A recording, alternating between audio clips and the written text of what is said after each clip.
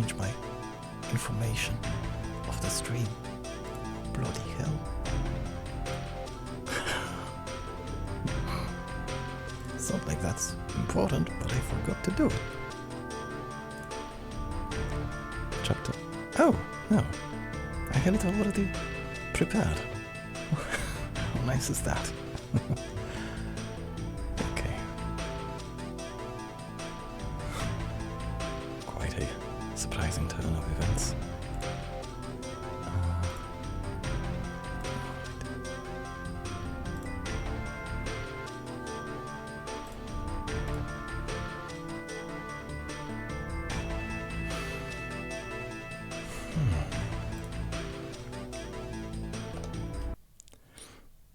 Hello!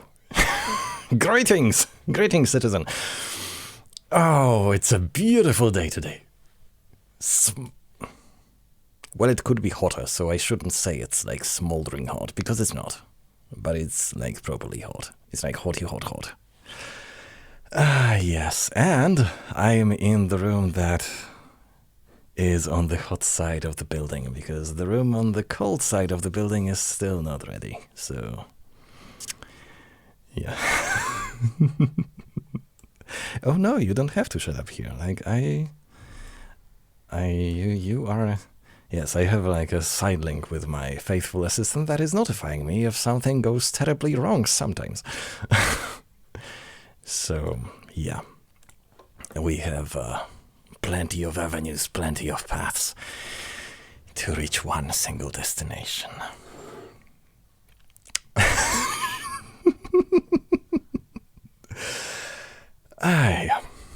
I probably should crank the air blaster a little bit up, because yeah, I will need all the air in my face that I can get. The fan that you saw in the beginning, it is actually a real life thing that I attempt to vitalize myself slightly with. A futile attempt, considering what kind of zombie I am. But an attempt no less. Yes, and this I can keep here, so that if something happens I might catch it with the corner of my eye. All right. We have some delivery of oxygen. We have our gain set mostly straight. I think we could begin. I'm kind of not sure if we should... What camera should we be operating at when we're reading? Actually, I don't know. The zoomed in one, the not zoomed in one. Not entirely sure. Anyway. Yes. Chapter 3 of Ayn Rand's Atlas Shrugged thing. Chapter 3, where in Chapter 2, previously we had, because of course we have to start with previously on Lost. Yes. During Chapter 2 we had a family gathering. Very awkward family gathering. But then again, I guess that was actually a perfectly normal family gathering compared to other family gatherings that you get on average with your family. Family. Family. Chapter 3 will be about something slightly different. From what I have seen, our action changes to a totally different location. And the title goes The Top and the Bottom.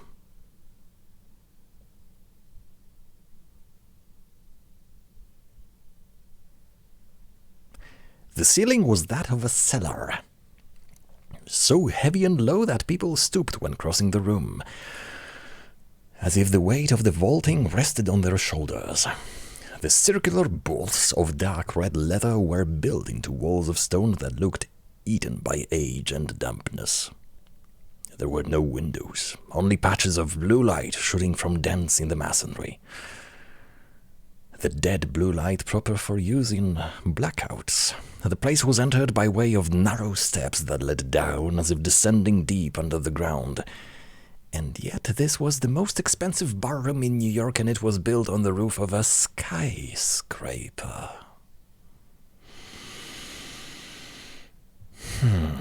4 men sat at a table. Raised 60 floors above the city, they did not speak loudly, as one speaks from a height. In the freedom of air and space, they kept their voices low, as befitted a cellar. "Conditions and circumstances, Jim," said Orrin Boyle.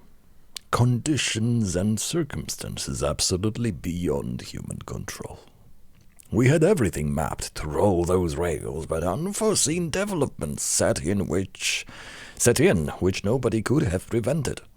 If you'd only given us a chance, Jim." "Disunity," drawled James Taggart, "seems to be the basic cause of all social problems. My sister has a certain influence with a certain element among our stockholders. Their disruptive tactics cannot always be defeated." "You said it, Jim. Disunity. That's the trouble.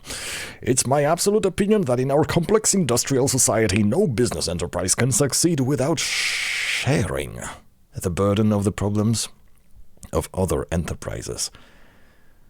Taggart took a sip of his drink and put it down again. "I wish they'd fire that bartender," he said. Well, we're establishing that we have a very fine collection of people here. For instance, consider Associated Steel.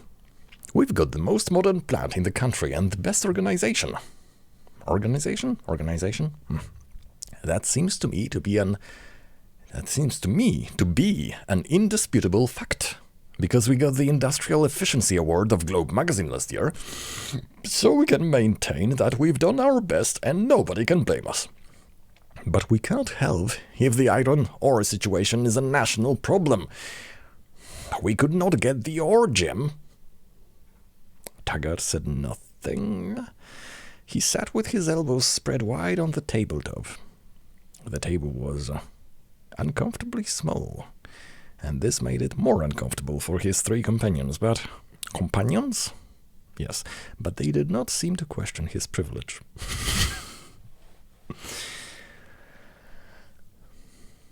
"Nobody can get ore any longer," said Boyle. "Natural exhaustion of the mines, and the wearing out of equipment, and shortages of materials, and difficulties of transportation, and other unavoidable conditions." This would be better. "The ore industry is crumbling. That's what's killing the mine equipment business," said Paul Darkin. "It's been proved that every business depends upon every other business," said Orrin Boyle, "so everybody ought to share the burdens of everybody else." "That is, I think, true," said Wesley Moach, but nobody ever paid any attention to Wesley Moach. "My purpose," said Orrin Boyle, "is the preservation of a free economy. It's generally conceded that free economy is now on trial. Unless it proves its social value and assumes its social responsibilities, the people won't stand for it. If it doesn't develop a public spirit, it's done for. Make no mistake about that." Orrin Boyle had appeared from nowhere 5 years ago, and had since made the cover of every national news magazine. He had started out with $100,000 of his own and a $200 million loan from the government. Now he headed an enormous concern which had swallowed many smaller companies. No, concern. Concern? Concern?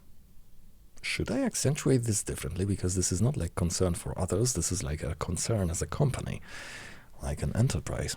This proved, he liked to say, that individual ability still had a chance to succeed in the world. "The only justification of private property," said Orrin Boyle, "is public service." "Well, that is, I think, indubitable," said Wesley Moach. to whom no one still paid attention, Oren Boyle made a noise, swallowing his liquor. Well, this is no liquor, but I also have something.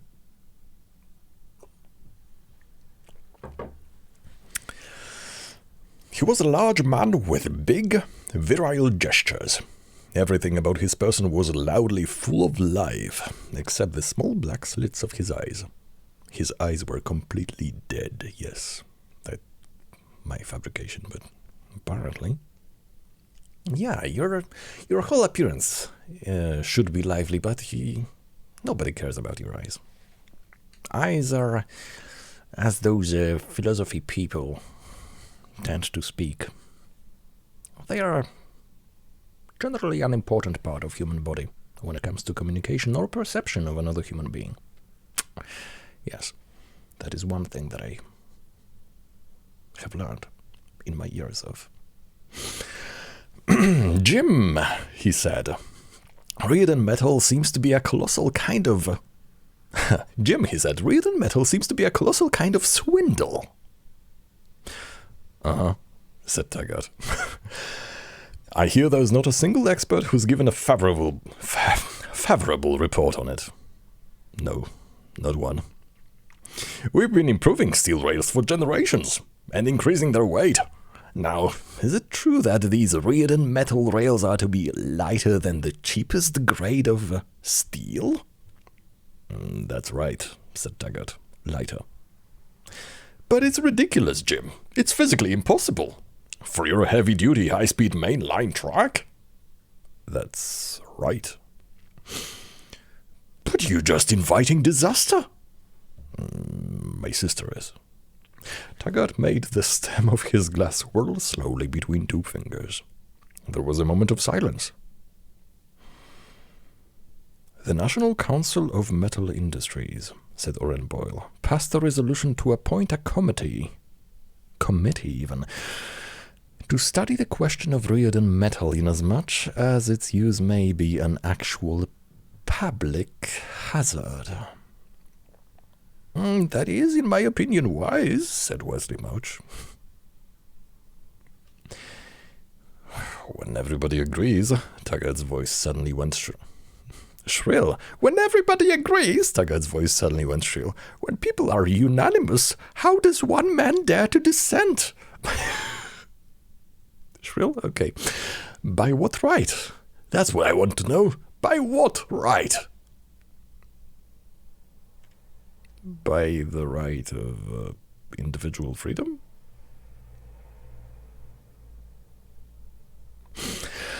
Boyle's eyes darted to Taggart's face, but the dim light of the room made it impossible to see faces clearly. He saw only a pale bluish smear. When we think of the natural resources at a time of critical shortage, Boyle said softly, when we think of the crucial raw materials that are being wasted on an irresponsible private experiment, when we think of the ore... He did not finish.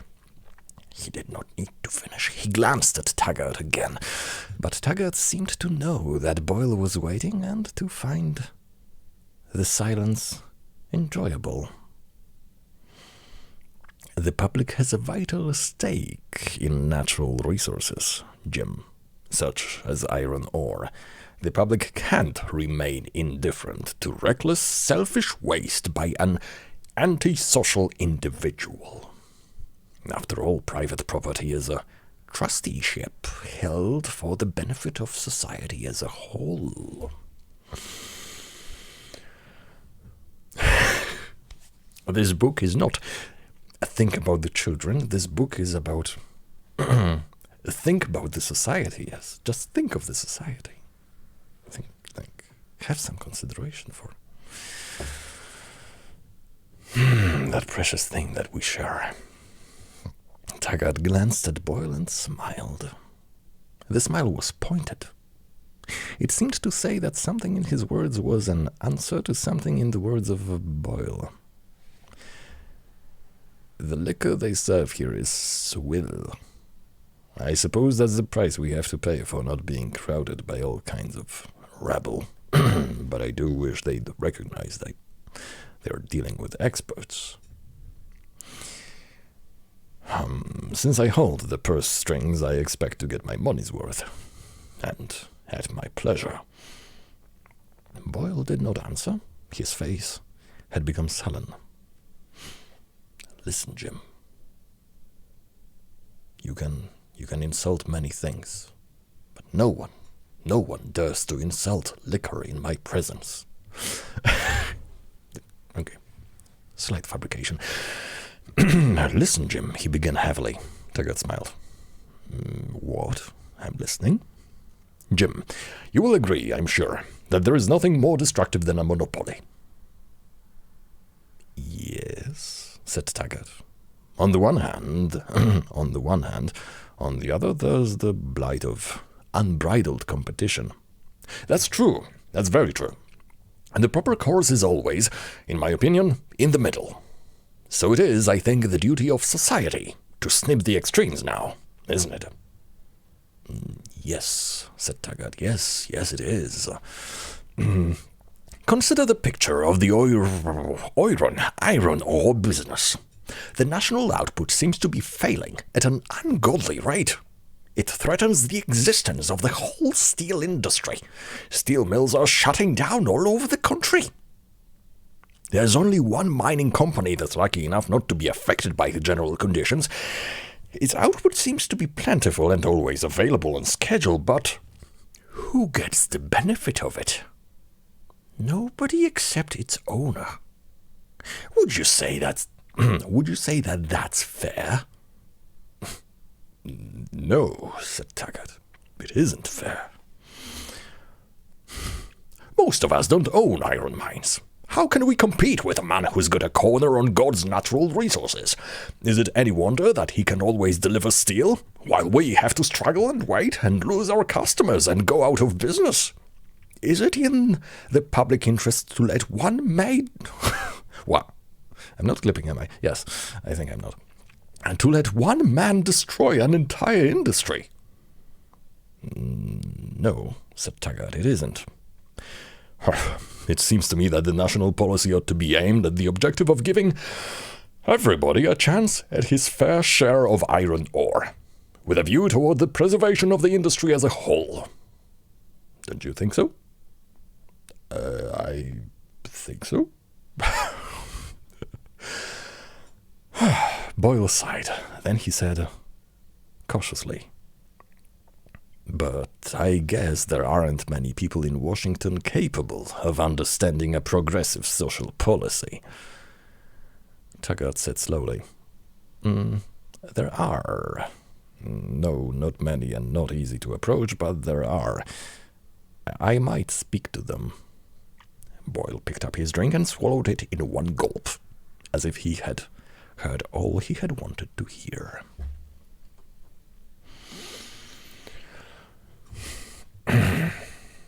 "Speaking of progressive policies, Oren," said Taggart, "you might ask yourself whether at a time of transportation shortages, when so many railroads are going bankrupt and large areas are left without rail service, whether it is in the public interest to tolerate wasteful duplication of services and the destructive dog-eat-dog competition of newcomers in territories where established companies have historical priority." "Oh, well now," said Boyle pleasantly, that seems to be an interesting question to consider. I might discuss it with a few friends in the National Alliance of Railroads." "Friendships," said Taggart in the tone of an idle abstraction, "are more valuable than gold." Unexpectedly he turned to Larkin. "Don't you think so, Paul?" Why, yes," said Larkin, astonished. Yes, of course." "I am counting on yours." "Huh?" "I am counting on your many friendships." They all seemed to know why Larkin did not answer at once. His shoulders seemed to shrink down, closer to the table.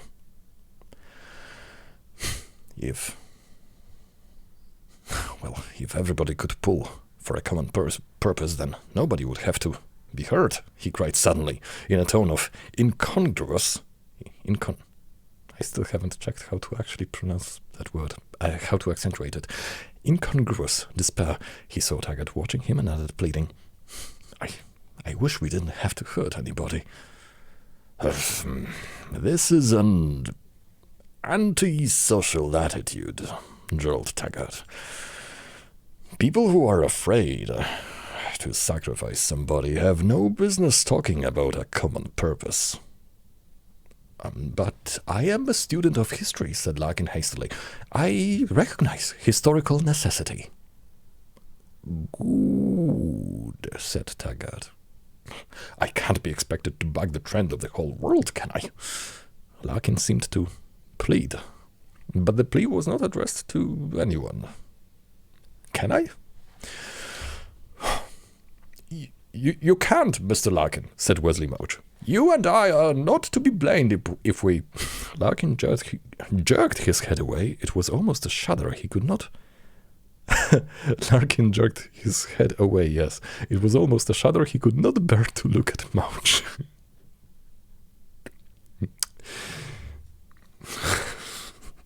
Welcome to the episode of Nobody Likes Mouch. Did you have a good time in Mexico, Oren? Said Taggart. Asked Taggart even, his voice suddenly loud and casual. All of them seemed to know what the purpose of their meeting was. The purpose of their meeting was accomplished, and whatever they had come here to understand was understood. Oh, wonderful place, Mexico, Boyle answered cheerfully. Very stimulating and thought-provoking. Their food rations are something awful, though. I got sick. But they're working mighty hard to put their country on its feet.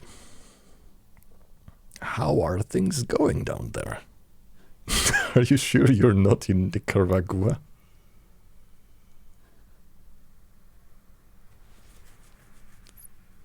Why?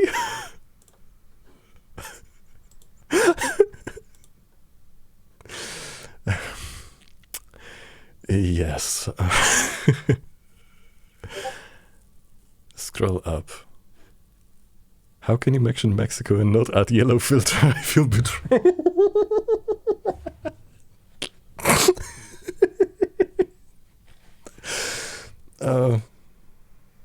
I didn't scout ahead so much. I wasn't prepared for the mention of Mexico. I feel moderately ashamed of my unpreparedness, yes. I should try to make up for it next time. At the same time, it will probably never be mentioned again. Yes. Their food rations are something awful, though. I got sick, but they're working mighty hard to put their country on its feet, yes. How are things going down there? Down there, see, because it's like... Down there is like...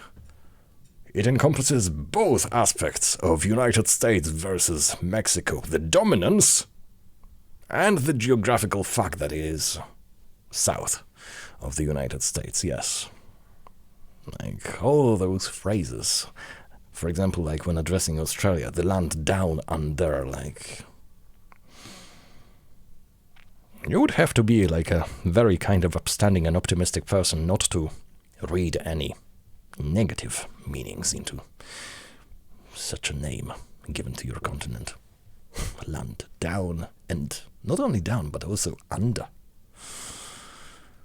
Full of disrespect, I say. Full of disrespect.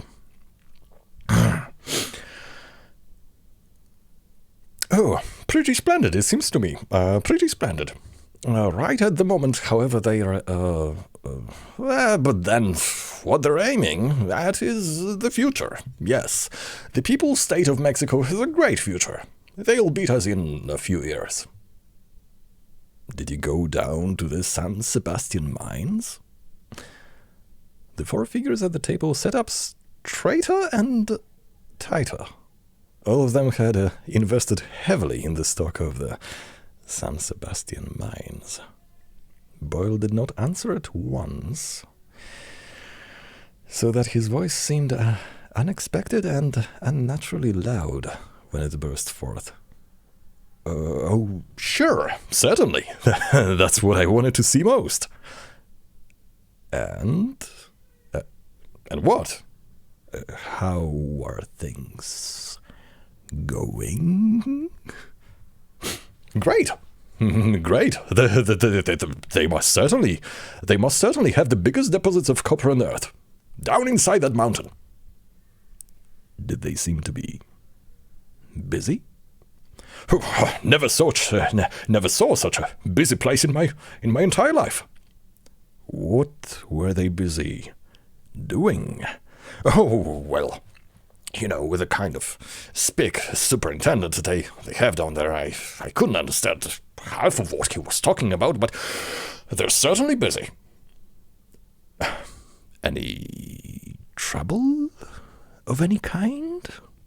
Trouble? Oh, no, not at San Sebastian. It's a private property, the last piece of it left in Mexico, and that does seem to make a difference. Private property makes a positive difference. Look, just look at how things kind of swivel around lately.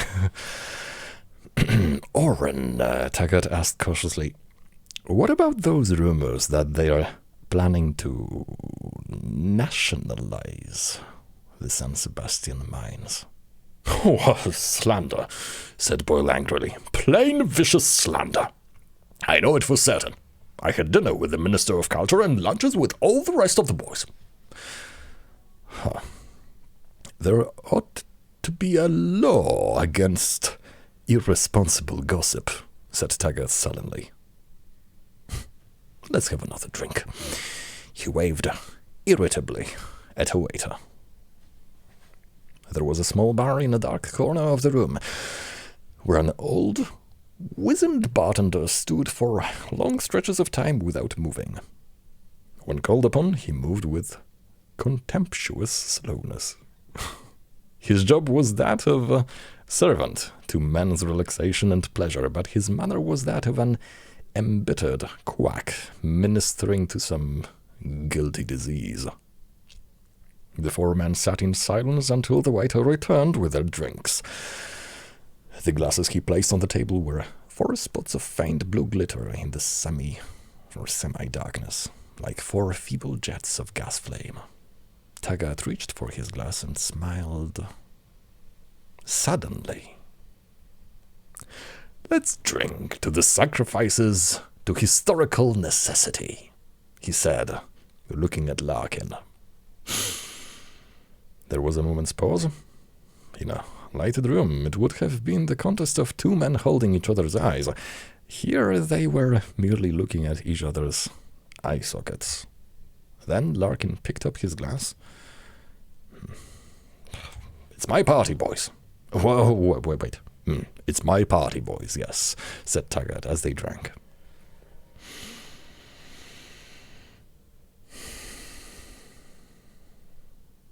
Nobody found anything else to say, until Boyle spoke up with indifferent curiosity.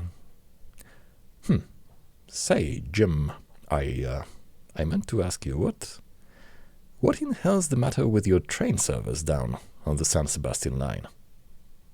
Oh, why, what do you mean? What is the matter with it? Well, I don't know, but running just 1 passenger train a day is... 1 train? Is a pretty measly service, it seems to me, and what a train! You must have inherited those coaches from your great-grandfather, and he must have used them pretty hard.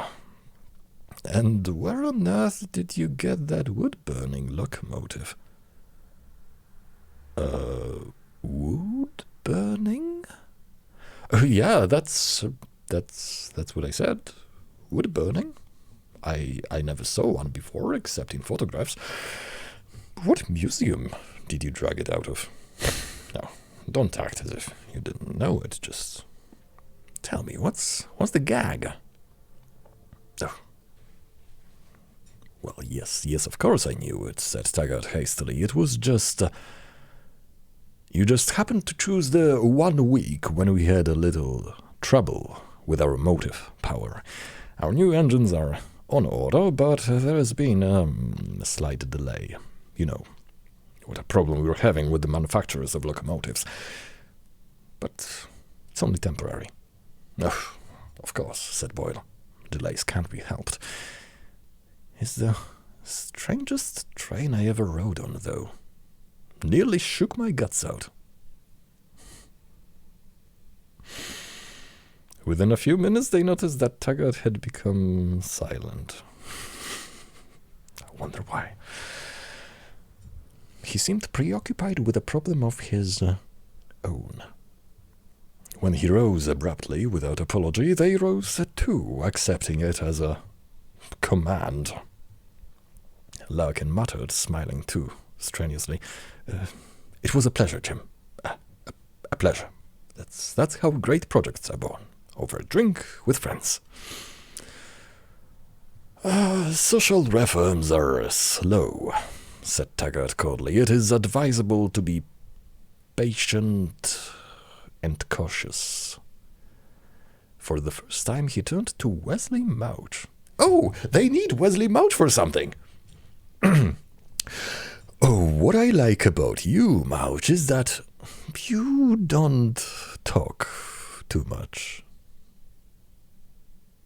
And when you talk, we make sure to very swiftly silence you with something. Yes, silence even. Wesley Mouch was a Riordan's Washington man.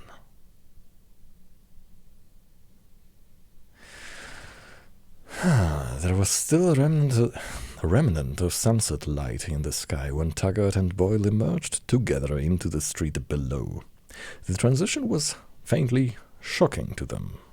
The enclosed barroom led one to expect midnight darkness. A tall building stood outlined against the sky, sharp and straight like a raised sword. In the distance beyond it, there hung the calendar. Taggart fumbled irritably with his coat collar, buttoning it against the chill of the streets. He had not intended to go back to the office tonight, but he had to go back. He had to see his sister. A difficult undertaking ahead of us, Jim, Boyle was saying. A difficult undertaking with so many dangers and complications and so much at stake. It all depends, James Taggart answered slowly, on knowing the people who make it possible. And that's what has to be known. Who makes it possible? Dagny Taggart was 9 years old when she decided that she would run the Taggart Transcontinental Railroad someday.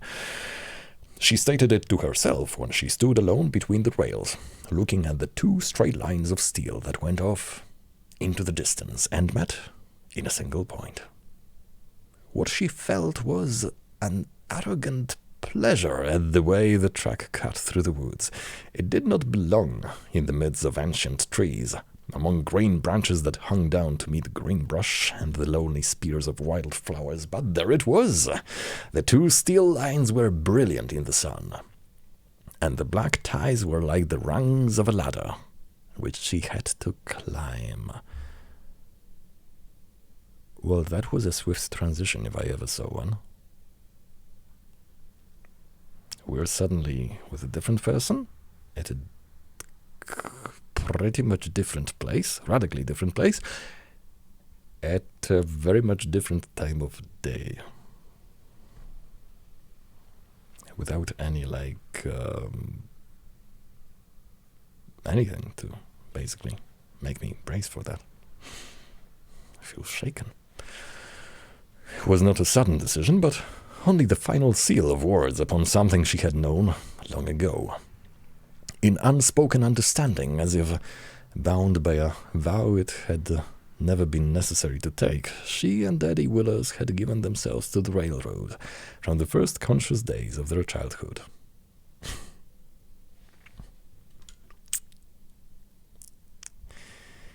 She felt a bored indifference toward the immediate world around her, toward other children and adults alike.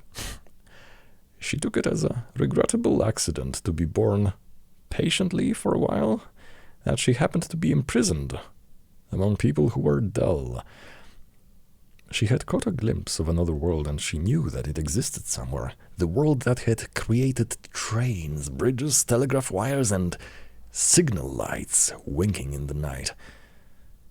She had to wait, she thought, and grow up to that world. She never tried to explain why she left the railroad.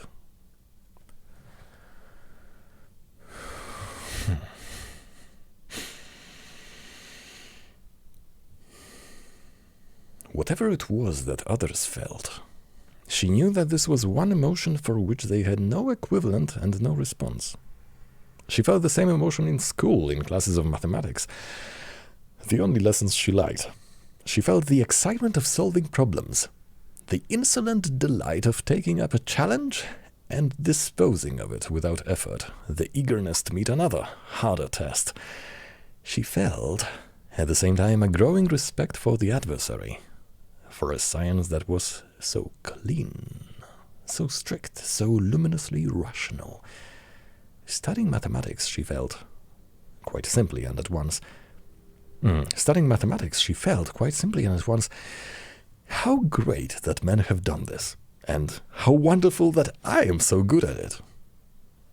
It was the joy of admiration and of one's own ability growing together. Her feeling for the railroad was the same.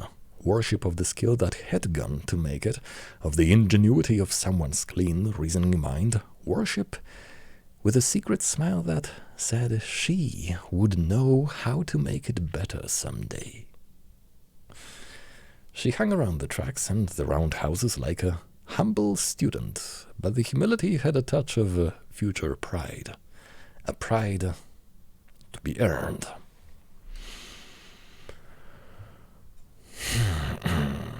"You're unbearably conceited," was one of the two sentences she heard throughout her childhood, even though she never spoke of her own ability. The other sentence was, "You're selfish." She asked what was meant, but never received an answer. She looked at the adults, wondering how they could imagine that she would feel guilt from an undefined accusation. She was 12 years old when she told Eddie Weilers that she would run the railroad when they grew up. She was 15 when it occurred to her for the first time that women did not run railroads and that people might object. To hell with that, she thought, and never worried about it again. She went to work for Taggart Transcontinental at the age of 16. Her father permitted it. He was amused and a little curious. "Oh, look what the little woman is trying to do, yes." "Look, the funny ways in which she moves and attempts things. She started as night operator at a small country station. She had to work nights for the first few years while attending a college of engineering. James Taggart began his career on the railroad at the same time. He was 21. He started in the Department of Public Relations." She started in engineering. He started in the Department of Public Relations. She started at 16, so out of fascination. He started at 21, so out of life necessity, I guess. We say a lot without saying too much. Dagny's rise among the men who operated Taggart Transcontinental was swift and uncontested. She took positions of responsibility because there was no one else to take them. There were a few rare men of talent around her, but they were becoming rarer every year. Her superiors, who held the authority, seemed afraid to exercise it. They spent their time avoiding decisions, so she told people what to do, and they did it. At every step of her rise, she did the work long before she was granted the title. It was like advancing through empty rooms. Nobody opposed her, yet nobody approved of her progress.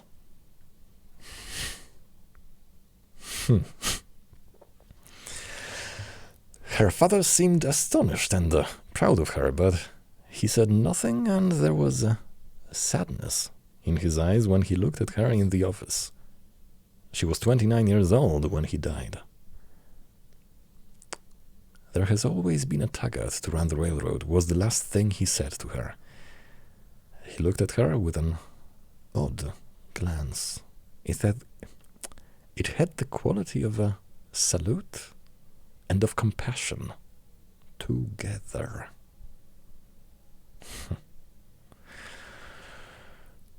The controlling stock of Taggart Transcontinental was left to James Taggart. He was 34 when he became president of the railroad. Dagny had expected the board of directors to elect him, but she had never been able to understand why they did it so eagerly. They talked about tradition. The president had always been the eldest son of the Taggart family. They elected James Taggart in the same manner as they refused to walk under a ladder, to propitiate the same kind of fear. They talked about his gift of making railroads popular, his good press, his Washington ability. He seemed unusually skillful at obtaining favors from the legislature.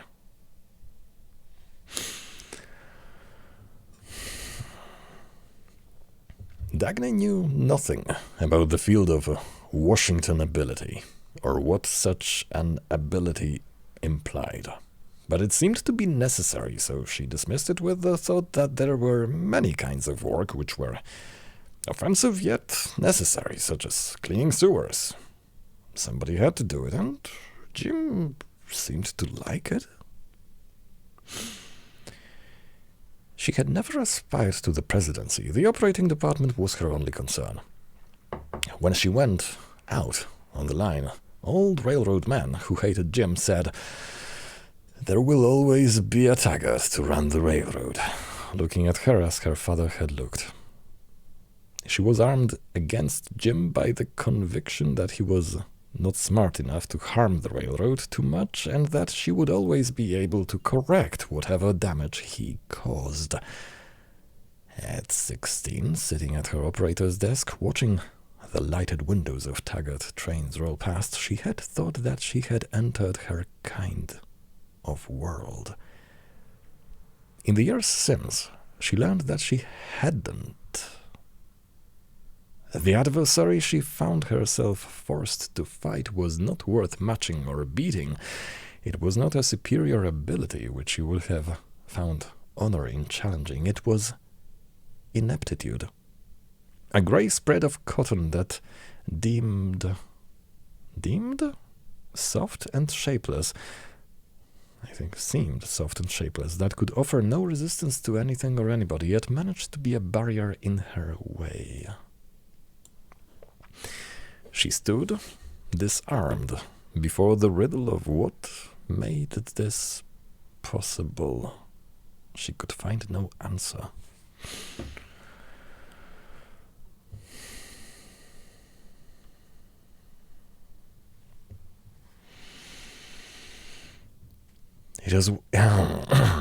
It was only in the first few years that she felt herself screaming silently, at times, for a glimpse of human ability. A single glimpse of clean, hard, radiant competence. She had fits of tortured longing for a friend or an enemy with a mind better than her own. But the longing passed. She had a job to do. She did not have time to feel pain. Not often. The first step even, of the policy that James Taggart brought to the railroad was the construction of the San Sebastian line. Many men were responsible for it, but to Dagny one name stood written across that venture, a name that wiped out all others wherever she saw it. It stood across 5 years of struggle, across miles of wasted track, across sheets of figures that recorded the losses of Taggart Transcontinental like a red trickle from a wound, which would not heal, as it stood on the ticker tape of every stock exchange left in the world, as it stood on smokestacks in the red glare of furnaces melting copper, as it stood in scandalous headlines, as it stood on parchment pages recording the nobility of the centuries, as it stood on cards attached to flowers in the boudoirs of women scattered through 3 continents. The name was Francisco d'Anconia, or D''Anconia. Francisco d'Anconia. I don't think I have experience with pronouncing names like this. Is this supposed to be Spanish? Like D'Artagnan?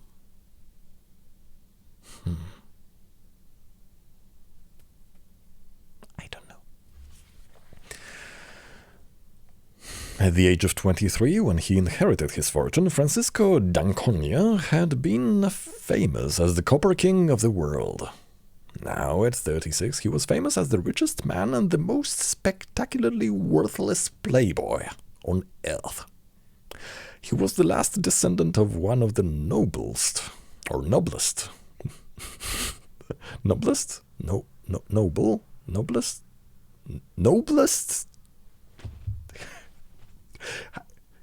How do you grade that? I know that the basic version is noble, but then noblest? Noblest? Noblast! Noblest. Yes, he was the last descendant of one of the noblest families of Argentina. Oh. So that's kinda like post-Spanish? He owned cattle ranches, coffee plantations, and most of the copper mines of Chile. He owned half of South America and sundry mines scattered through the United States as a small change. When Francisco d'Anconia suddenly brought miles of bare mountains in Mexico, news leaked out that he had discovered vast deposits of copper. He made no effort to sell stock in his venture. The stock was begged out of his hands, and he merely chose those whom he wished to favor from among the applicants. His financial talent was called phenomenal. No one had ever beaten him in any transaction. He added to his incredible fortune with every deal he touched and every step he made when he took the trouble to make it. Those who censured him most were first to seize the chance of riding on his talent toward a share of his new wealth. James Taggart, Orrin Boyle, and their friends were among the heaviest stockholders of the project which Francisco d'Anconia had named the San Sebastian Mines. Dagny was never able to discover what influences prompted James Taggart to build a railroad branch from Texas into the wilderness of San Sebastian. It seemed likely that he did not know it himself. Like a field without a windbreak, he seemed open to any current, and the final sum was made by chance. A few among the directors of Taggart Transcontinental objected to the project. The company needed all its resources to rebuild the Rio Norte line. It could not do both. But James Taggart was the road's new president. It was the first year of his administration, and he won.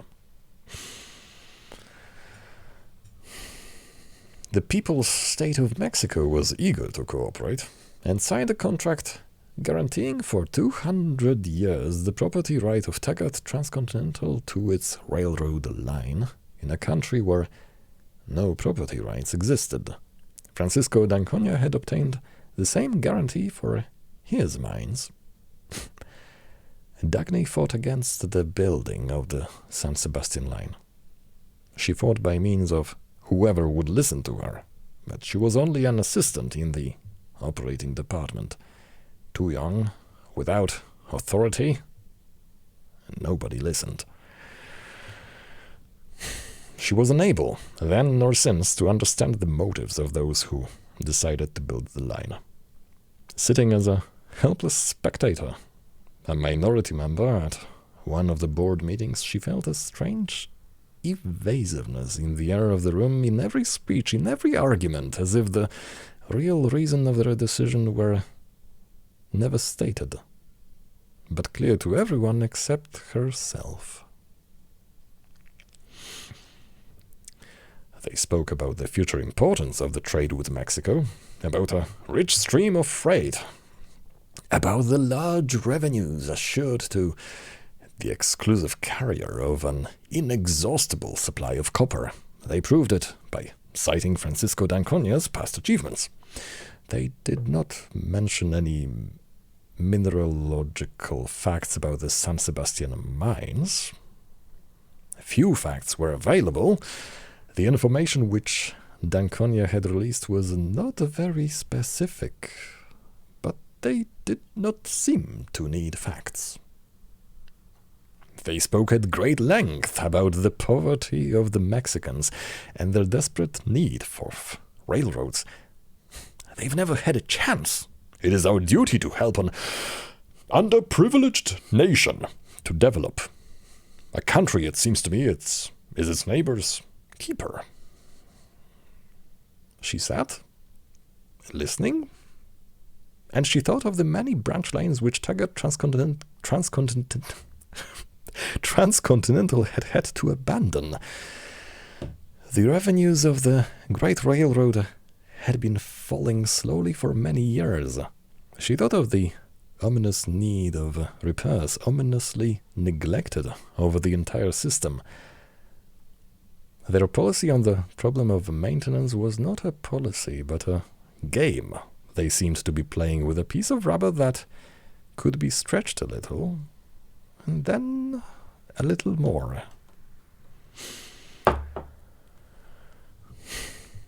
The Mexicans, it seems to me, are very diligent people, crushed by their primitive economy. How can they become industrialized if nobody lends them a hand? When considering an investment, we should, in my opinion, take a chance on human beings, rather than on purely material factors. She thought of an engine that lay in a ditch beside the Rio Norte line, because a splice bar had cracked.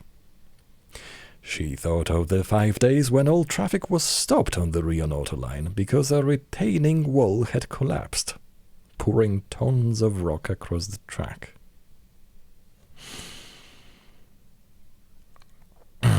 Since a man must think of the good of his brothers before he thinks of his own, it seems to me that a nation must think of its neighbors before it thinks of itself.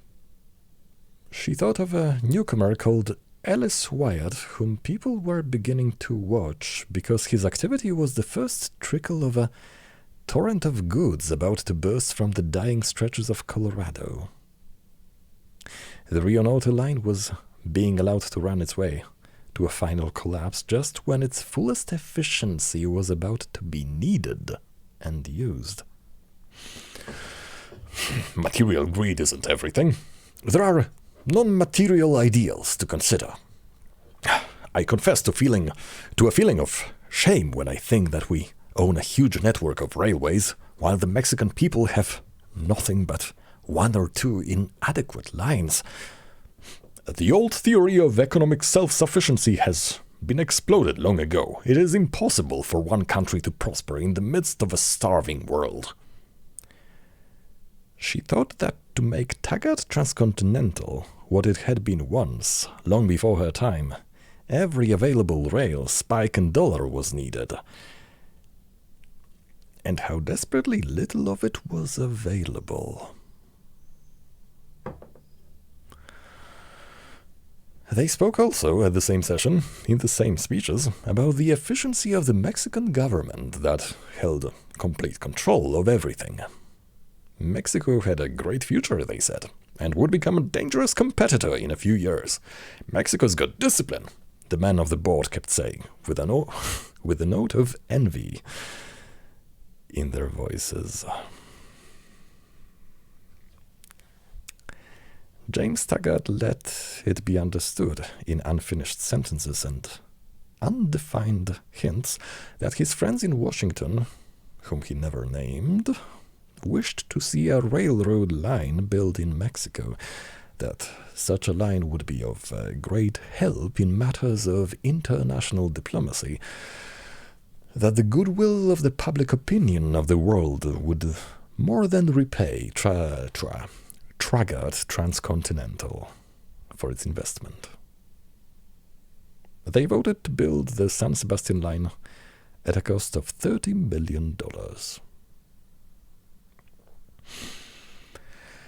When Dagny left the boardroom and walked through the clean, cold air of the streets, she heard two words repeated clearly, insistently, in the numbed emptiness of her mind. Get out. Get out. Get out. She listened, aghast. The thought of leaving Taggart Transcontinental did not belong among the things she could hold as conceivable. She felt terror, not at the thought, but at the question of what had made her think it. She shook her head angrily. She told herself that Taggart Transcontinental would now need her more than ever. Two of the directors resigned. So did the vice president in charge of operation. He was replaced by a friend of James Taggart. Steel rail was laid across the Mexican desert, while orders were issued to reduce the speed of trains on the Rio Norte line because the track was shot. A depot of reinforced concrete with marble columns and mirrors was built amidst the dust of an unpaved square in a Mexican village, while a train of tank cars carrying oil went hurtling down an embankment and into a blazing junk pile, because a rail had split on the Rio Norte line. Ellis Wyatt did not wait for the court to decide whether the accident was an act of God, as James Taggart claimed. He transferred the shipping of his oil to the Phoenix Durango, an obscure railroad which was small and struggling, but struggling well. This was the rocket that sent the Phoenix Durango on its way. From then on, it grew, as Wyatt Oil grew, as factories grew in nearby valleys, as a band of rails and ties grew, at the rate of 2 miles a month, across the scraggy fields of Mexican corn.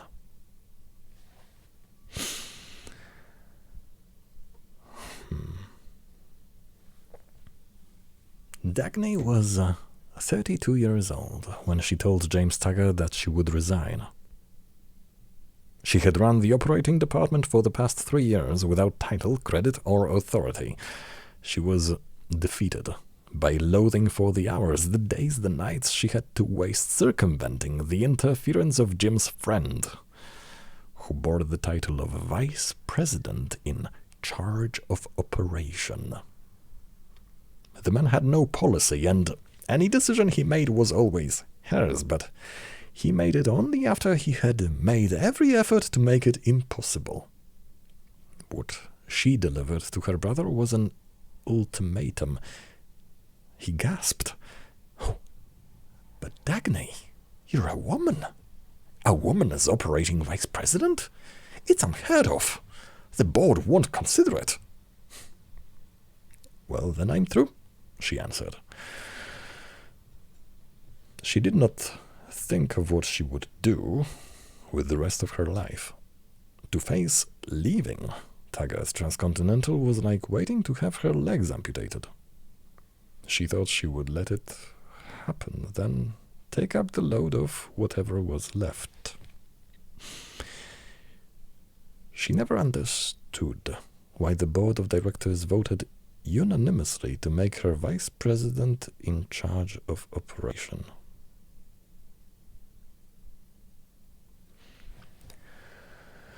It was she who finally gave them their San Sebastian line. When she took over, the construction had been underway for 3 years. 1/3 of its track was laid. The cost to date was beyond the authorized total. She fired Jim's friends and found a contractor who completed the job in 1 year. Magic. The San Sebastian line was now in operation. No surge of trade had come across the border, nor any trains loaded with copper. A few carloads came clattering down the mountains from San Sebastian at long intervals. The mines, said Francisco d'Anconia, were still in the process of development. The drain on Taggart Transcontinental had not stopped. Now she sat at the desk in her office, as she had sat for many evenings, trying to work out the problem of what branches could save the system and in how many years. The Rio Norte line, when rebuilt, would redeem the rest. As she looked at the sheets of figures announcing losses and more losses, she did not think of the long, senseless agony of the Mexican venture. She thought of a telephone call. "Hank, can you save us? Can you give us rail on the shortest notice and the longest credit possible?" A quiet, steady voice had answered. "Sure." Oh, wait, a quiet, steady voice had answered. "Sure."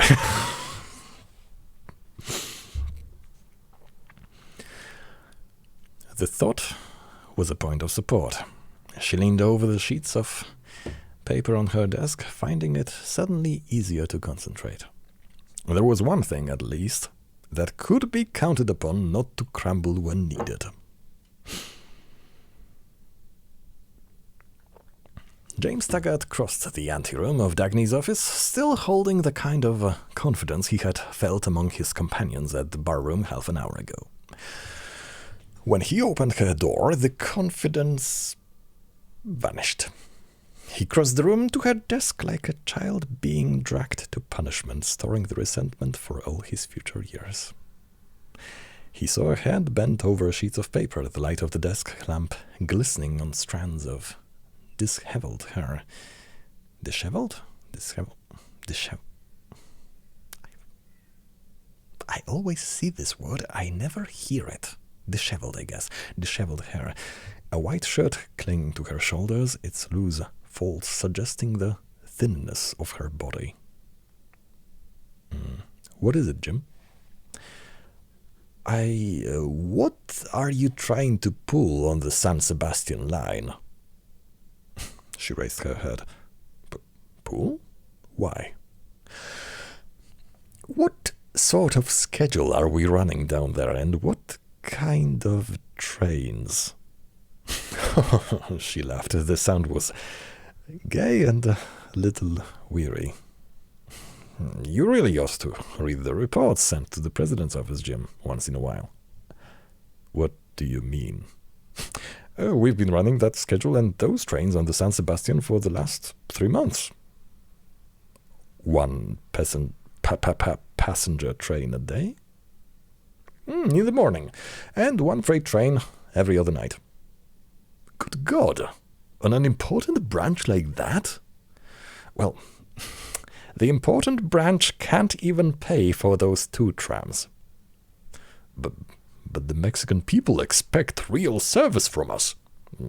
I'm sure they do. They need trains. For what?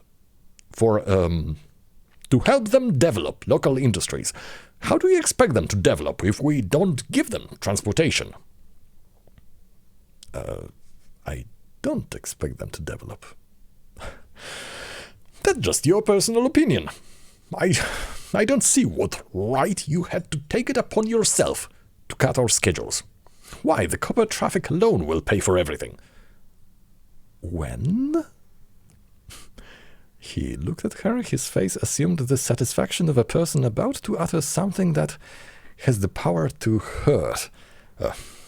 You don't doubt the success of those copper mines, do you? When it's Francisco d'Anconia who's running them.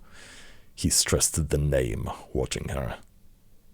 She said, he may be your friend, but my friend? I thought he was yours. She said steadily, not for the last 10 years, no. Well, that's too bad, isn't it? Still, he's one of the smartest operators on Earth. He's never failed in a venture, I mean a business venture. And he sunk millions of his own money into those mines, so we can rely on his judgment. When will you realize that Francisco d'Anconia has turned into a worthless bum? He chuckled. I always thought that that's what he was, as far as his personal character is concerned. But you didn't share it.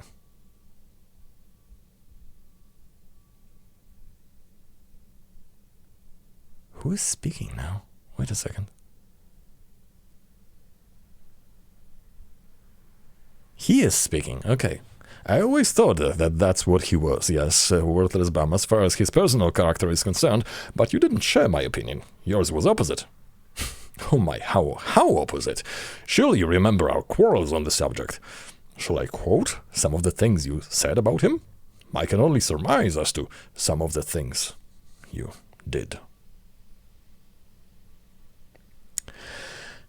Do you wish to discuss Francisco d'Anconia? Is that what you came here for? His face showed the anger of failure, because hers showed nothing. You know damn well that I came here for. What I came here for, he snapped. I've heard some incredible things about our trains in Mexico. What things? What sort of rolling stock are you using down there? The worst I could find. You admit that? Well, I've stated it on paper in the reports I sent you. Is it true that you're using wood-burning locomotives? Eddie found them for me in somebody's abandoned roadhouse down in Louisiana. He couldn't even learn the name of the railroad. And that's what you're running as Taggart Trains? Yes. What in hell's the big idea? What's going on? I want to know what's going on. She spoke evenly, looking straight at him. Well, if you want to know, I have left nothing but junk on the San Sebastian line, and as little of that as possible. I have moved everything that could be moved. Switch engines, shop tools, even typewriters and mirrors out of Mexico. Why in blazes? So that the looters won't have too much to loot when they nationalize the line. He leaped to his feet. You won't get away with that. This is one time you won't get away with it.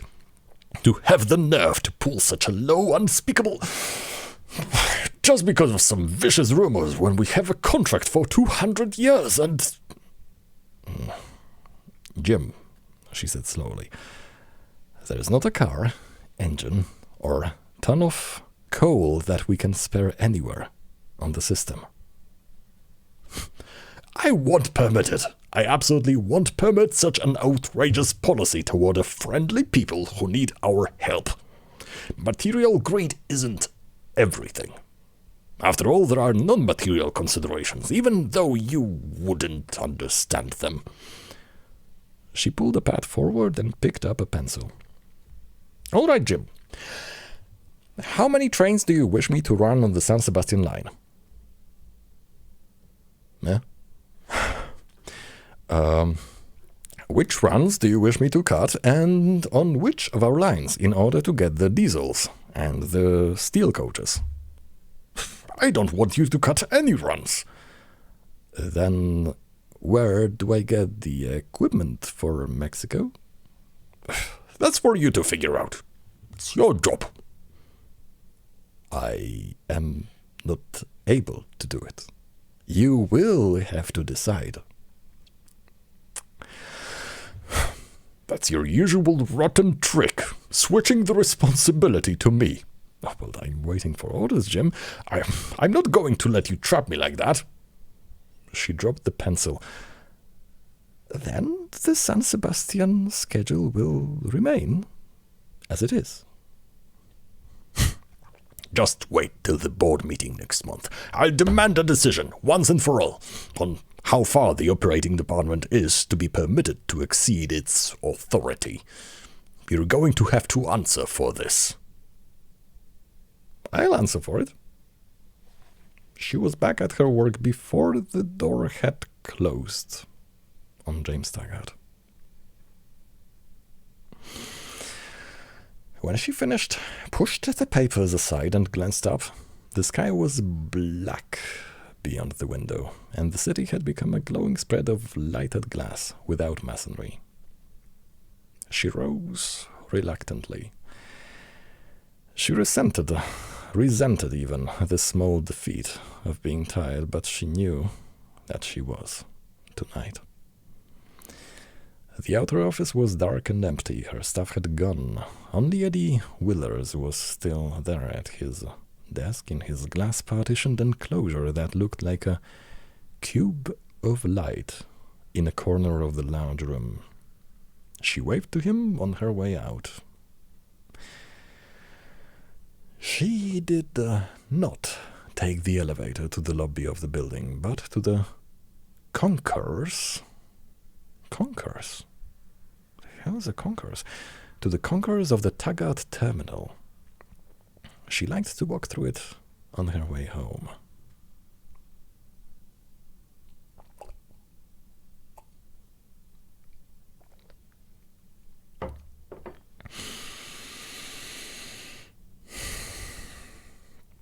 She had always felt that the concourse looked like a temple.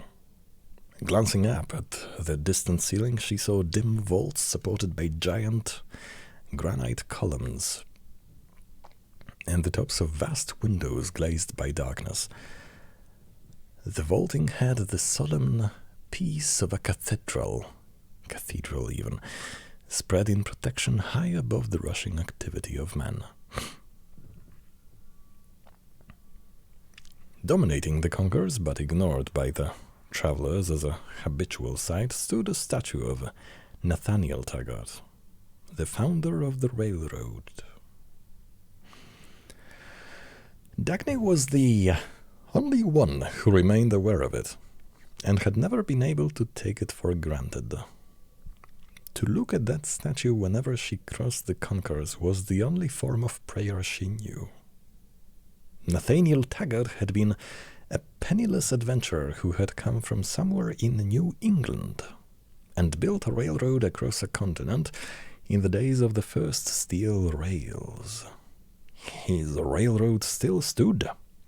His battle to build it had dissolved into a legend because people preferred not to understand it or to believe it possible.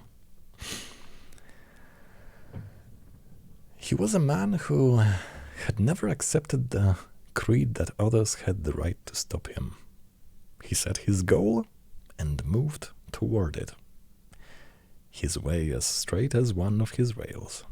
He never sought any loans, bonds, subsidies, land grants, or legislative favors from the government. He obtained money from the men who owned it, going from door to door, from the mahogany doors of bankers to the clapboard doors of lonely farmhouses. He never talked about the public good. He merely told people that they would make big profits on his railroad. He told them why he expected the profits, and he gave and he gave his reasons. He had good reasons. Through all the generations that followed, Taggart Transcontinental was one of the few railroads that never went bankrupt, and the only one whose controlling stock remained in the hands of the founders' descendants. Yeah, that's... Well, please excuse me for that. That wasn't nice. But yes, that's what happens when the continuation of a business has the monarchy written into it, I guess. In his lifetime, the name Nat Taggart was not famous, but notorious. It was repeated, not in homage, but in the resentful curiosity. And if anyone admired him, it was as one admires a successful bandit. Yet no penny of his wealth had been obtained by force or fraud. He was guilty of nothing, except that he earned his own fortune and never forgot that it was his. Many stories were whispered about him. It was said that in the wilderness of the Middle West he murdered a state legislator who attempted to revoke a charter granted to him. To revoke it when his rail was laid halfway across the state. Some legislators had planned to make a fortune on Taggart's stock by selling it short. Nat Taggart was indicted for the murder, but the charge could never be proved. He had no trouble with legislators from then on.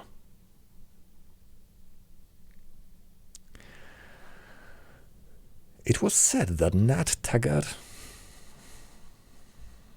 Why do we keep calling him Nat Taggart? Nathaniel? Nathaniel or Nathaniel? Nathaniel, yes. Nathaniel is a nice name. Why keep abbreviating it?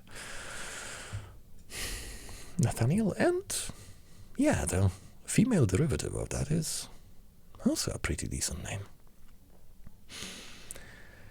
It was said that Nat Taggart had staked his life on his railroad many times, but once he staked more than his life. Desperate for funds, with the construction of his line suspended, he threw down 3 flights of stairs a distinguished gentleman who offered him a loan from the government. Then he pledged his wife as a security for a loan from a millionaire who hated him and admired her beauty. He repaid the loan on time and did not have to surrender his pledge. The deal had been made with his wife's consent. She was a great beauty from the noblest family of a southern state, and she had been disinherited by her family because she eloped with Nat Taggart when he was only a ragged young adventurer. Dagny regretted at times that Nat Taggart was her ancestor. What she felt for him did not belong in the category of unchosen family affections. She did not want her feeling to be the thing one was supposed to owe an uncle or a grandfather. She was incapable of love for any object, not of her own choice, and she resented anyone's demand for it. But had it been possible to choose an ancestor, she would have chosen Nat Taggart in voluntary homage and with all of her gratitude.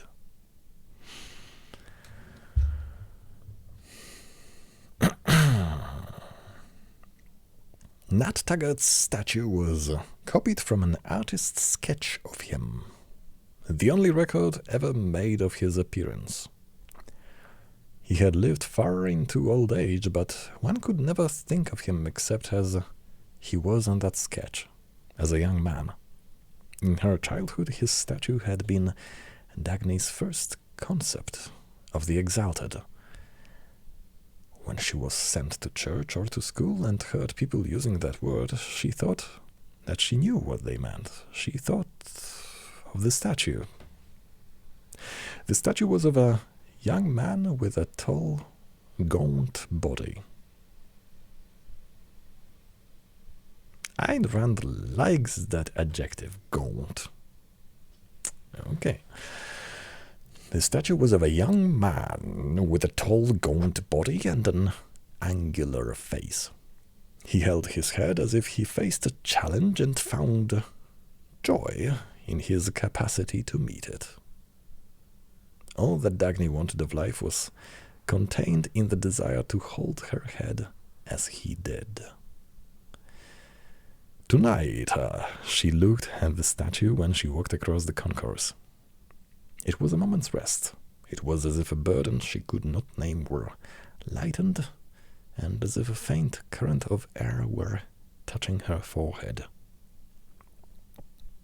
In a corner of the concourse, by the main entrance, there was a small newsstand. The owner, a quiet, courteous old man with an air of breeding, had stood behind his counter for 20 years. That must be a very good spot for a newsstand, otherwise I kinda cannot imagine, like, staying in the same spot for 20 years.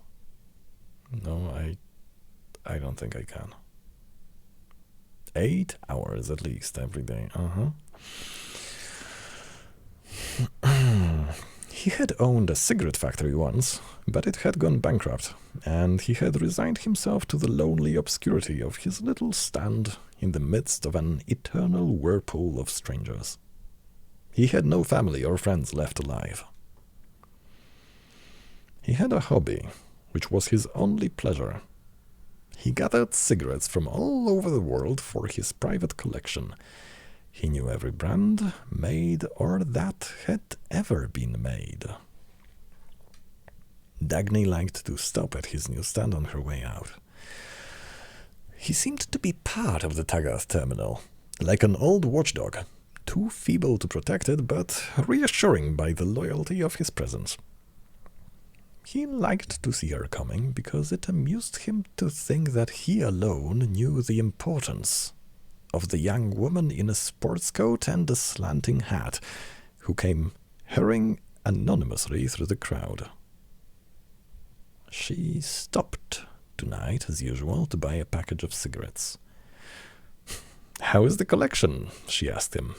"Any new specimens?" I think I gave her too much emotion. She's not a very emotional, expressive type. How's the collection? She asked him. "Any new specimens?" She smiled. Huh. Well, look at me transgendering someone. He smiled sadly, shaking his head. "No, Miss Taggart, there aren't any new brands made anywhere in the world. Even the old ones are going, one after another. There's only 5 or 6 kinds left selling now. There used to be dozens. People aren't making anything new anymore. They will.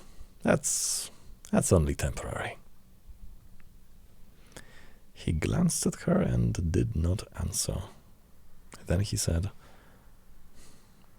"I like cigarettes, Miss Taggart. I like to think of fire held in a man's hand.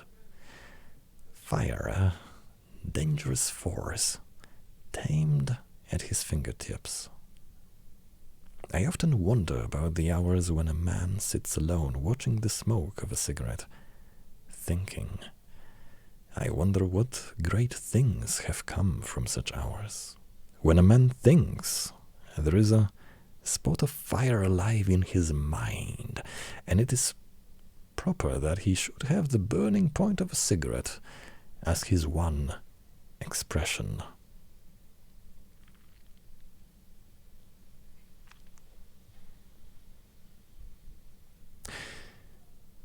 This stream is not promoting smoking in any way, shape, or form, yes. Do they ever think? She asked involuntarily and stopped. The question was her one personal torture, and she did not want to discuss it. Do they ever think?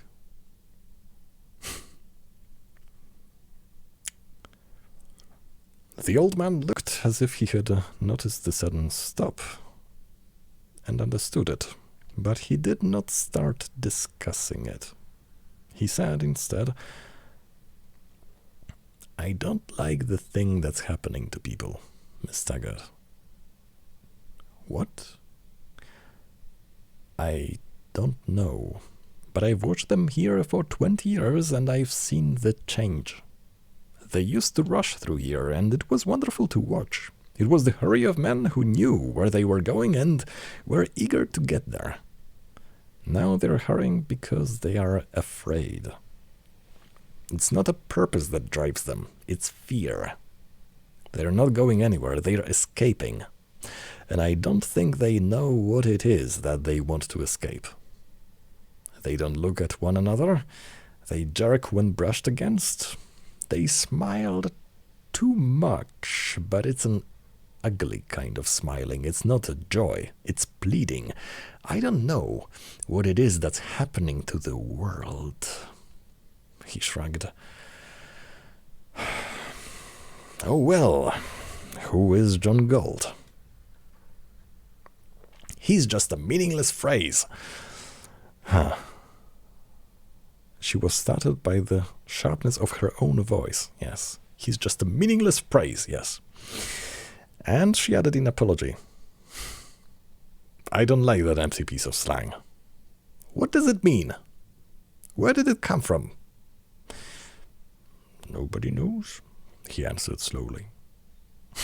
Why do people keep saying it? Nobody seems able to explain just what it stands for, yet they all use it as if they knew the meaning. Why does it disturb you? He asked. I don't like what they seem to mean when they say it. I don't either, Miss Taggart.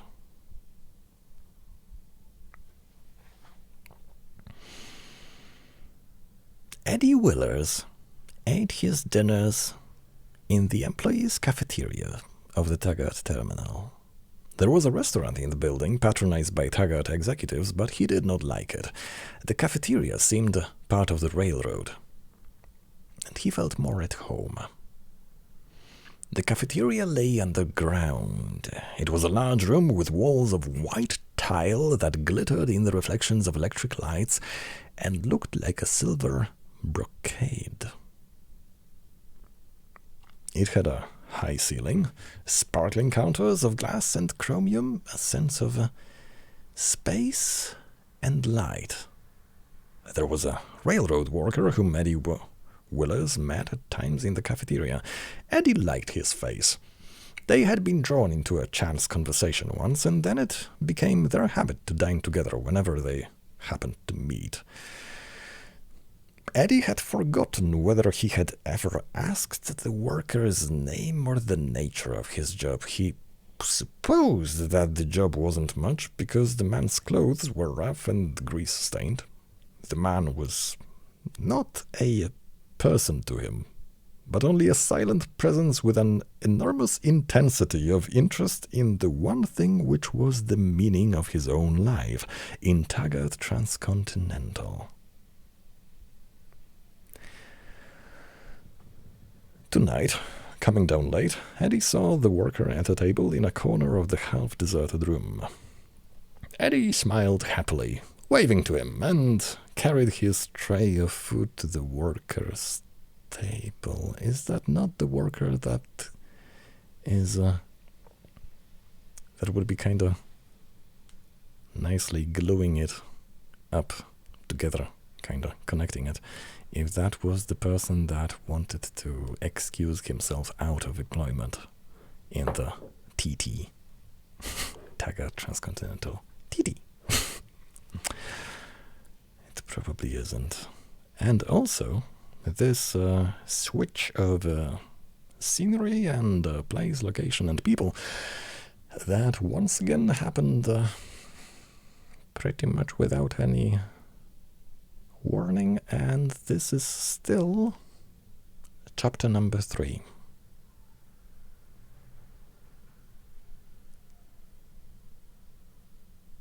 And I'm beginning to wonder where it ends because I'm becoming hungry. And now we even read about eating.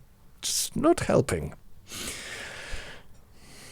Oh wait, I still have a little bit of cocoa left, and cocoa is known for its properties of maybe slightly, possibly suppressing the hunger a little bit.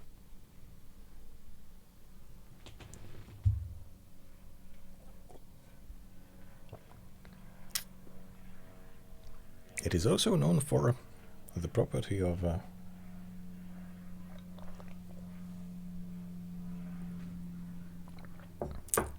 decorating your face.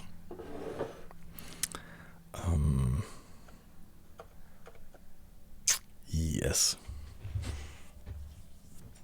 Oh, and I I hadn't noticed that it has actually become kinda funny dark. And no, I am not done yet. I'm going to finish this chapter, and wait a second. I can check how far away we are from the... Not far away. We're actually close. It's like equivalent of 3 pages maybe. Kinda. Okay. But yes,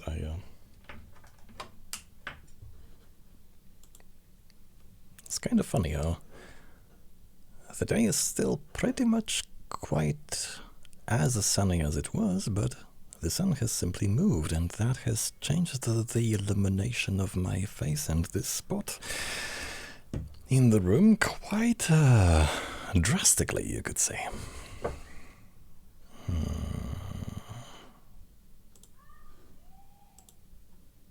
No. Clicking is evil. Clicking scrolls the text. Okay. Second night.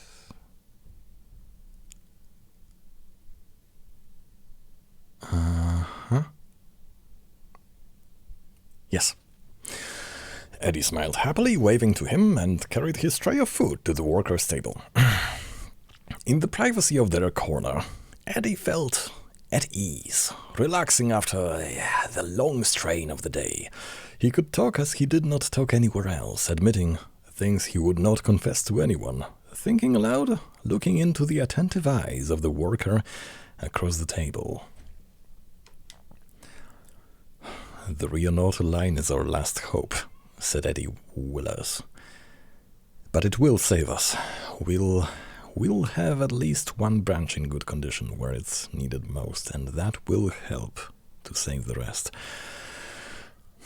It's funny, isn't it?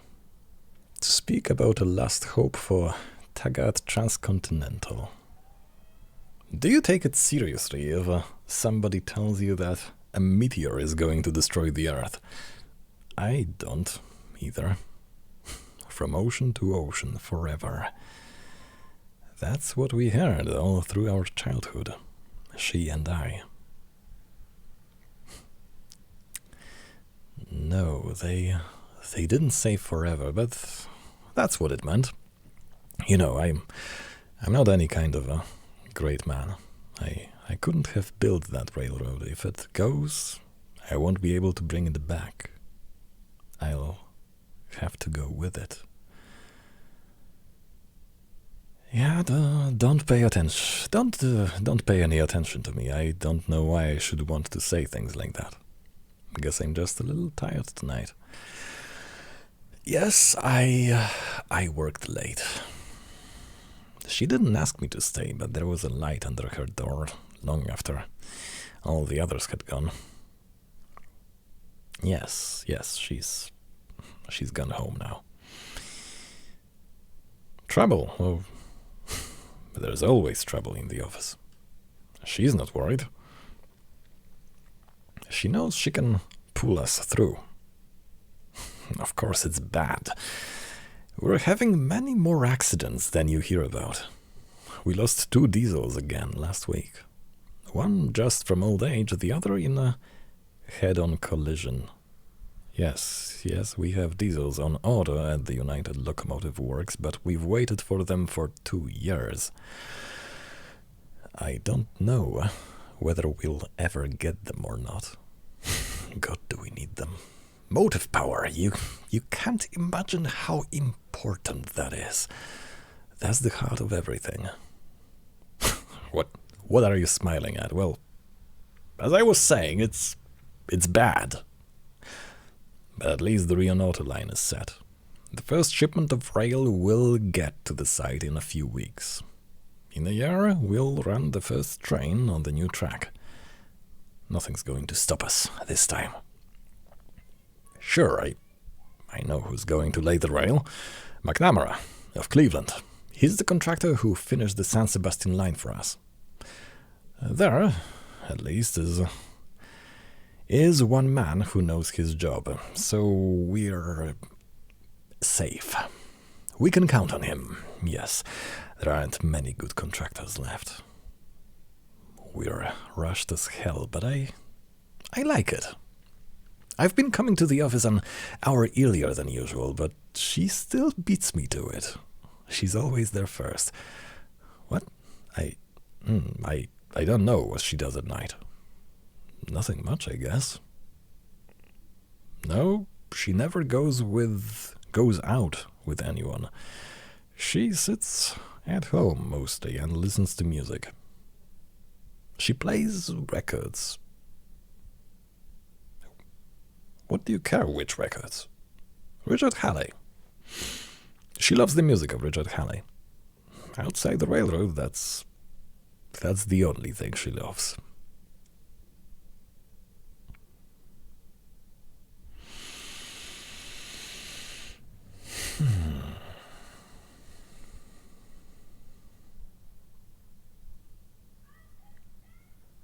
And that is the end of chapter 3. Yes.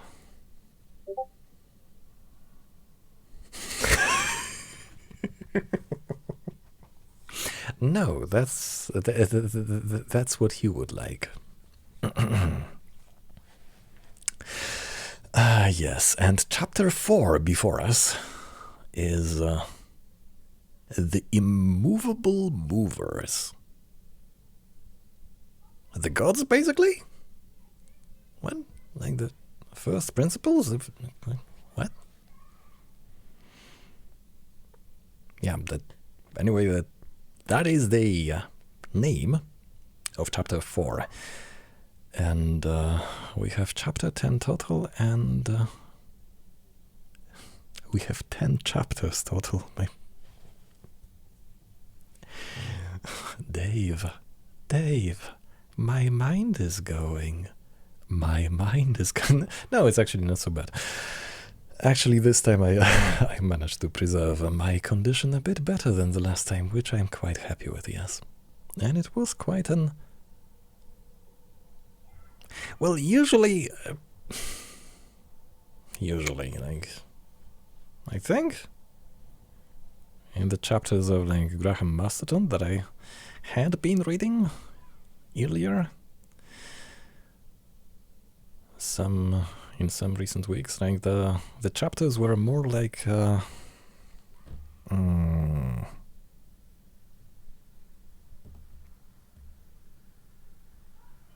congruous on the inside. Like they each chapter kinda described like one situation, and when we switched to like a totally different situation, usually the chapter ended and like a new began. That is not a thing with Ayn Rand. It is, the chapters are not dividing the book because of the situations or the scenes. They are dividing the book because of some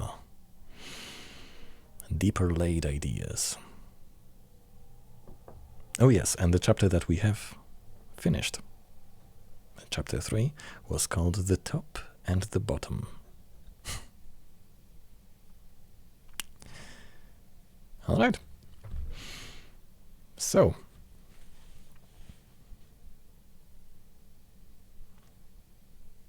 Man, you have listened to me for 1 hour and almost 42 minutes.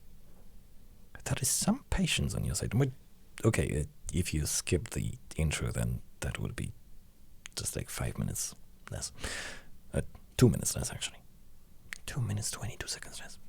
Something. So yeah, we will finish this for now. And I think I need to go eat something. Okay. So, thank you for your attention, and see you next time.